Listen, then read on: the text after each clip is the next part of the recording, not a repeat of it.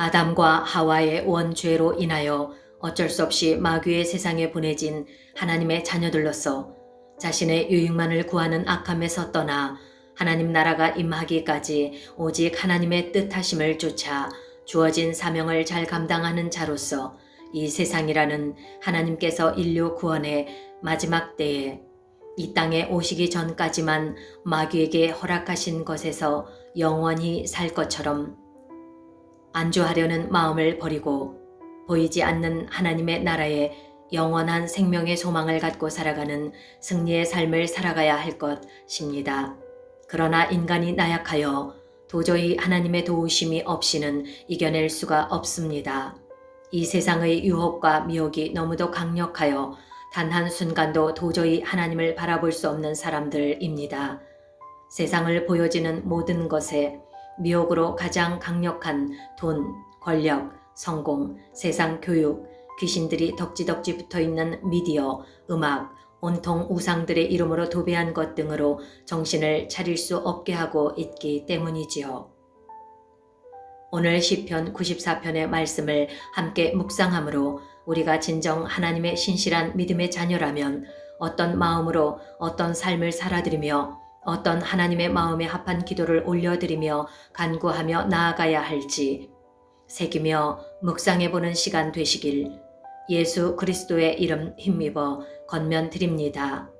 오늘의 시편 저자의 이 기도는 하나님의 심판을 간구하고 있습니다. 그러나 그는 오직 하나님의 신속한 도우심을 구하고 있으며 어떤 개인적인 보복의 감정이나 개인의 사사로운 요구를 하지 않고 하나님의 객관적 공의에 입각하여 선, 악 간의 명확한 판단이 내려지기만을 간구하고 있는 모습입니다. 이 시대를 살아가고 있는 우리들이 그동안 이기적인 자신만을 위한 기도가 아닌 하늘에 합당한 하나님이 기뻐하시는 영적 성숙한 기도를 올려드릴 수 있는 자들로 거듭나기를 예수 그리스도의 이름 힘입어 건면드립니다. 여호와여 보수하시는 하나님이여 보수하시는 하나님이여 빛을 비추소서. 세계를 판단하시는 주여 일어나사 교만한 자에게 상당한 형벌을 주소서. 천지의 재판장이신 하나님의 판단은 온 우주에 미치고 있으며 아무도 여기서 벗어날 수 없다는 것을 말씀하고 계시고 현실적인 여건을 내세워 자기를 높이는 자는 반드시 그 보응을 받게 된다는 말씀이며 인간들이 서로 맞대고 용을 쓴들 하나님의 눈에서 벗어날 수 없음을 경고하고 있으며 하여 마음의 경영은 사람에게 있어도 말의 응답은 여호와께로서 나느니라는 말씀의 뜻하심은 인간이 빠질 수 있는 매우 위험한 함정은 스스로의 가치 기준에 모든 것을 끌어 맞추려는 일인 것이므로 절대적으로 영원히 존재하는 진리를 인정하지 않고 자신이 처한 환경이나 자신의 입장에서 모든 것을 판단하고 결정하려는 것을 볼 때 이와 같은 인간의 교만한 의지나 행동은 아담과 하와가 창세기 3장 6절에 여자가 그 나무를 본즉 먹음직도 하고 보암직도 하고 지혜롭게 할 만큼 탐스럽기도 한 나무인지라 여자가 그 실과를 따먹고 자기와 함께한 남편에게도 주매 그도 먹은지라는 하나님의 명령을 불순종한 데에 기원이 있다고 볼 수 있습니다. 그러나 하나님께서는 사람의 외적인 삶과 행실뿐 아니라 동기, 의향까지 돌아보시며 인간이 자신이 알지 못하는 은밀하고 깊은 죄악까지도 파악하고 계시며 만일 우리가 죄 없다 하면 스스로 속이고 또 진리가 우리 속에 있지 아니할 것이요 라는 요한일서 1장 8절 말씀과 같이 따라서 스스로 죄 없다 하는 자는 스스로를 속이는 자이며 진리가 그 속에 없다는 것을 입증할 뿐이라고 말씀하시고 계십니다. 잠언 16장 2절에서 3절 사람의 행위가 자기 보기에 모두 깨끗해 보여도 여호와께서는 심령을 감찰하시느니라. 너의 행사를 여호와께 맡기라. 그리하면 너의 경영하는 것이 이루리라. 여기에 맡기라는 말의 뜻은 문자적으로 굴리다, 던지다 등의 의미를 가지고 있습니다. 이는 전폭적으로 의뢰하는 모습을 나타내고 있습니다. 즉 하나님을 삶의 주인으로 모시고 친교하면서 모든 염려와 장래의 길을 온전히 맡기고 의뢰하는 것을 말씀하시고 계신 것입니다. 여호와께서는 온갖 것을 그 쓰임에 적당한 대로 지으셨나니 악인도 악한 날에 적당하게 하셨느니라. 잠언 16장 4절의 예를 들면 구약시대의 바리새인들과 세리들과 같고 유다 또는 바로 왕과 같은 현재로서는 악한 것을 옳다하는 정치인들이나 현실을 왜곡하고 자신들의 유익을 위하여 악한 것을 옳다하는 모든 사람들을 이야기하는 것입니다. 그런 사람들도 하나님께서 지으셨다고 하십니다. 이유는 진짜 하나님의 백성을 훈련하시기 위한 도구로 그들은 쓰임을 받겠지요. 잠언 16장 5절에 무릇 마음이 교만한 자를 여호와께서 미워하시나니 피차 손을 잡을지라도 벌을 면치 못하리라. 지금은 자유 대한민국의 90% 이상의 사람들이 괴로워하고 있습니다. 그 이유는 옳지 않은 것을 옳다하는 것들 때문이지요. 자유 대한민국이라는 이 땅을 하나님께서 택하셨는데 옳지 못한 자들로 인하여 점점 공산화되어 가고 있는 현실을 보면서 전혀 정치나 사회에 관심이 없던 사람들마저도 느낄 만큼 살기 어려워지는 인생이 되어가고 있고 북한과 같은 세상이 되어가고 있기 때문이지요. 이미 이런 사람들마저 알았을 때에는 나라의 거의 모든 것이 철없는 어린아이가 모든 것을 온통 다 못쓰게 망쳐버린 후라는 것이지요. 그러나 공산국가는 공의에 어긋나는 악한 것입니다. 하여 하나님께서 무엇이라고 말씀하시나요? 그들은 아무리 자기들끼리 마음으로 계획하고 자유민주주의를 공산화시키려고 적화 통일을 통하여 하나님의 사람들을 없애려는 정책을 펼치려 수십 년 동안 계략을 꾸며왔고 하나님을 배독해 하려고 보이는 곳에서는 사람들을 위하는 척하면서 흑막 뒤에서 악한 계략을 꾸미고 있고 자신들의 뜻한 바를 이루려고 서로 결탁하고 손을 잡을지라도 그들의 악한 계획대로 해결되지 않을 뿐 아니라 벌을 면치 못한다고 말씀하시고 계신 것입니다.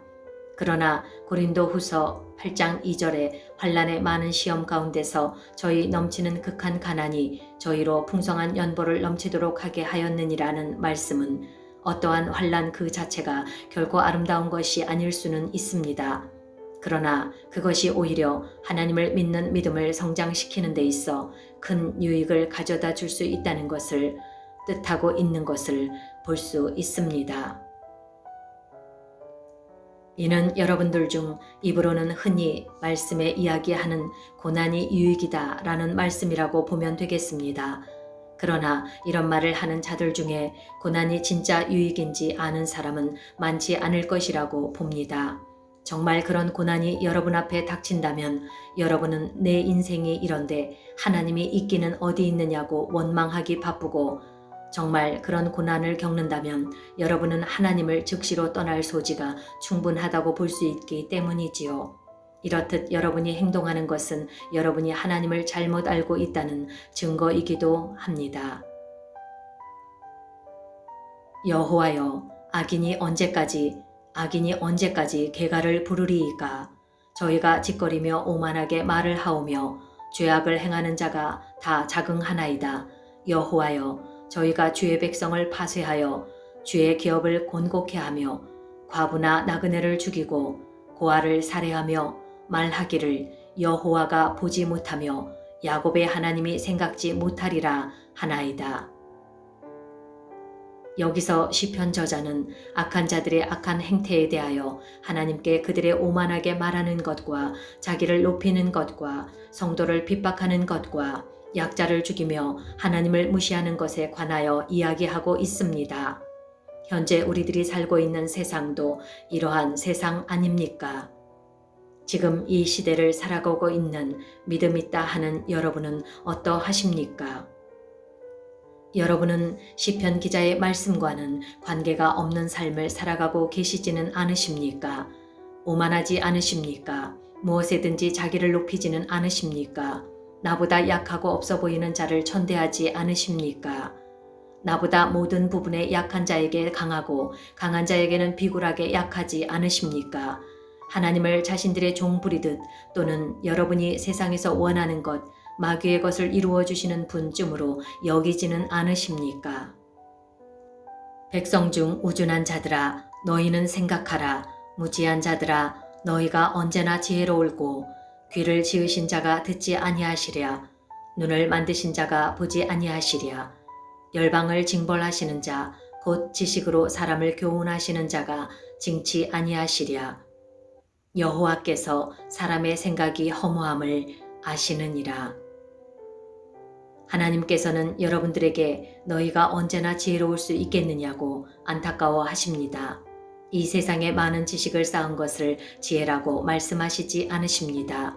이제는 너희가 하나님을 알 뿐 아니라 더욱이 하나님이 아신 바 되었거늘 어찌하여 다시 약하고 천박한 초등학문으로 돌아가서 그들에게 종노릇하려 하느냐라고 갈라디아서 4장 9절에서 말씀하시고 계십니다. 하나님께서는 인간의 허무함을 아신다고 말씀하십니다. 여러분이 뼈빠지게 노력하는 그 모든 것이 모두 헛수고라고 한다면 얼마나 억울할까요?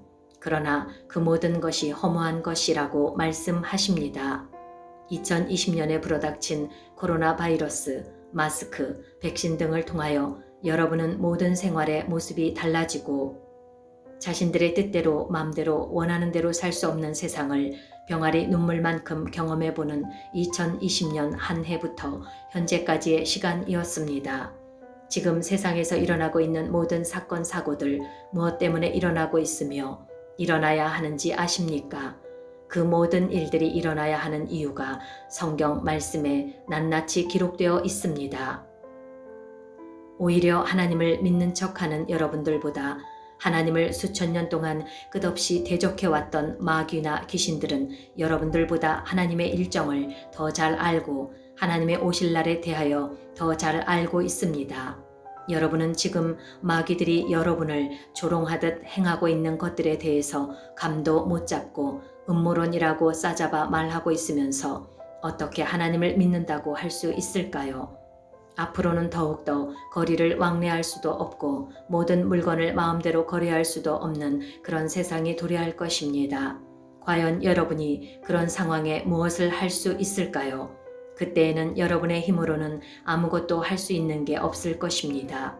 여러분의 가족 중에 누군가 병마에 시달리고 고통스러워해도 아무것도 대신해 줄 수 없듯이 교통사고가 나서 곧 죽게 되었지만 아무것도 해줄 수 없듯이 말이지요.